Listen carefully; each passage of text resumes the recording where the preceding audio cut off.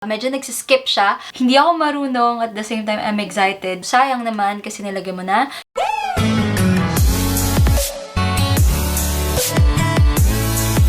Hey guys! What's up? It's Renee and welcome back to my channel. For today's video, we'll be reviewing the NYX Glitter Primer. As you all know, I do love eyeshadows, specifically glitter shadows kasi they give extra oomph sa eye look mo. This is actually my first time na gumamit ng glitter primer kasi nga most of the time I just use my fingers to put shimmer shadows sa lids ko kasi wala naman akong glitter primer. But now, dahil meron tayo, ito try out natin siya kung ano yung difference ng meron at walang glitter primer. Before we begin, if you like these kinds of videos, don't forget to click the like button down below. And if you're new to my channel, be sure to click that subscribe button down below and the bell notification beside it for you to be notified whenever I upload again. Without further ado, let's get on with the review of the NYX Glitter Primer. Kitang-kita ang buong mukha ko and semi-done na ako sa eyeshadow ko.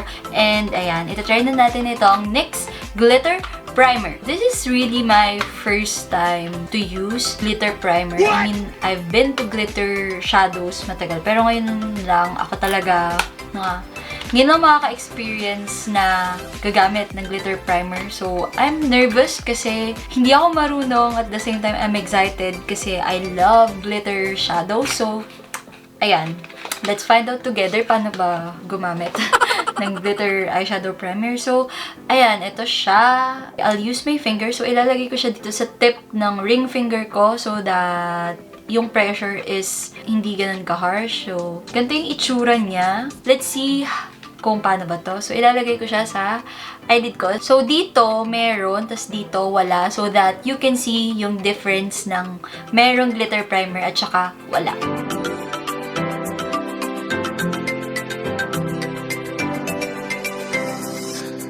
Medyo sticky siya sa feeling. So, habang andyan yan, ilagay na natin. Ang gagamitin kong glitter shadow is itong Beauty Glaze Pressed Glitter. And ang gagamitin ko is itong glitter na to. Ilalagay ko siya doon.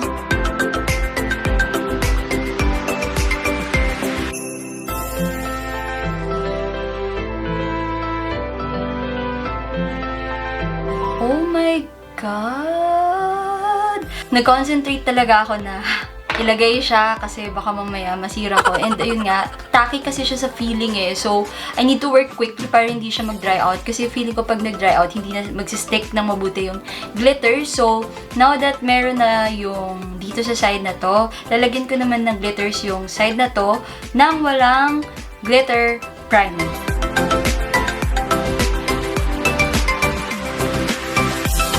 This is yung side na merong glitter primer. Dito naman yung wala. And as you can tell, talagang mas putok yung eyeshadow glitter na nandito compared na nasa kabila kasi nga merong primer. So, I think that's the advantage of the primer. So, ayan. I'll just apply the rest of my makeup and I will be back with my final thoughts about the NYX Glitter Primer.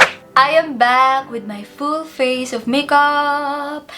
And yeah, I'm here to give you my final thoughts on the NYX Glitter Primer. Yung packaging niya is very basic and yung tube niya is kind of small. This is what the packaging looks like. As you can tell, yung tube is holographic and nakalagay lang dyan yung NYX Glitter Makeup Primer. This is enough kasi nung ginamit ko siya, yung pea size na yon goes a long way talaga. Feel ko nga sobra pa yung nalagay ko. This is 10 ml, so alam ko tatagal to kasi yung sobrang liit na size na yon talaga, kaya niya makover yung both eyes ko. Now, let's talk about the performance. Actually, I like it.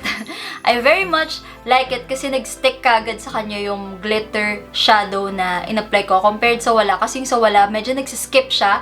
Pero ito talagang smooth. As in, talagang dumikit siya agad-agad. Yung way of applying niya is, alam mo yun, dapat mabilis ka gumalaw kasi kapag nilagay mo siya sa eyelids mo, medyo sticky na siya. So, that means that's the best time na ilagay mo na yung glitter shadows mo. Otherwise, pag natuyo yan, kailangan mo na naman ilagay and, you know, sayang naman kasi nilagay mo na. So, just be sure na kapag nalagay mo siya is ilalagay mo na agad yung glitter shadow mo. I don't think I have anything bad to say about this product kasi I like it. It works for me and talagang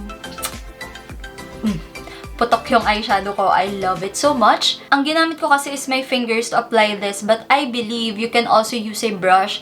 Just me, prefer ko lang na fingers ko. Kasi nga first time ko siya gamitin, but yeah, your choice of weapon. Kung anong gusto mong way of applying ito, either your fingers or your brush. So, it's up to you. It's really up to you. Mukhang ma-addict ako sa glitters lately kasi nga, ang ganda talaga. As in, sobrang ganda ng effect niya sa eyes. So, talaga makikita mo. This is really just a quick review ng glitter primer if it's really worth trying. And, yes, for me, it is. And considering NYX, I believe medyo mahal siya dito sa Philippines, around 600-ish. I'll try to look for trusted shops sa Lazada or sa Shopee na makakabili ka nito. Kasi, oh my God, parang ito yata yung pinakamabilis na review na nagawa ko ever sa channel ko. Leave me a comment down below kung gumagamit ka rin ba ng glitter primer, anong brand gamit mo, does it work? And if you have tried the NYX glitter primer, what are your thoughts about it? Leave it in the comment section down below. I guess that's really is it. I mean, sobrang quick, and I hope you find this video informative. Thank you so much for watching. I will see you again on my next video. Bye!